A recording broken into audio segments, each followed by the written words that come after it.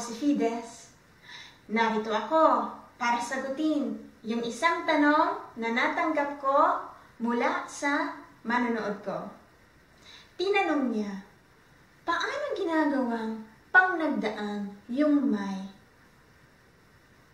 Dito sa video na ito, sasagutin ko yung tanong niya at ituturo ko na rin sa inyo kung paano bumuo ng pangungusap na ginagamitan ng may. Una sa lahat, kailangan niyong malaman yung mga salitang pamanahon sa Tagalog. Narito ang ilan sa mga salitang pamanahon sa Tagalog. Ngayon, ngayon. Kahapon, bukas, kanina, mamaya. Marami pang iba, pero ito lang muna ang pag-usapan natin. Ngayon, pwede na tayong bumuo ng pangungusap. Halimbawa, may pizza. May pizza. Heto ang pinakasimple nating pangungusap. Pwede pa natin siyang dagdagan ng iba pang salita. Halimbawa, may pizza kanina.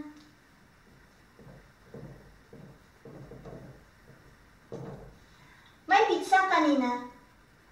Dito, isinaad natin yung pangyayari sa nakaraan.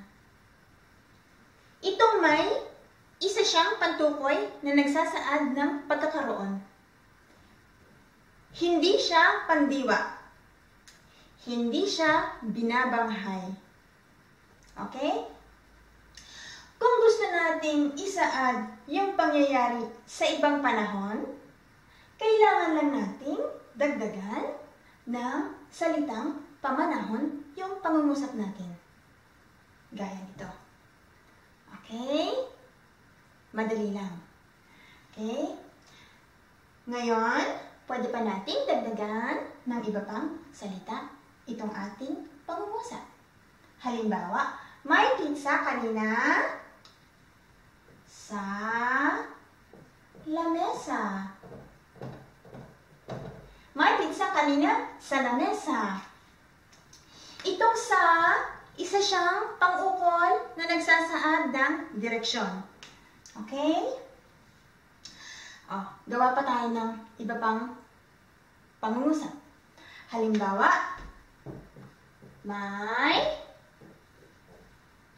may ano? May pera. May pera? Sino? Halimbawa, ako. May pera ako. May pera ako. Kailan? Halimbawa, bukas. May pera ako. Bukas. May pera ako bukas? Saan? Halimbawa, sa bangko.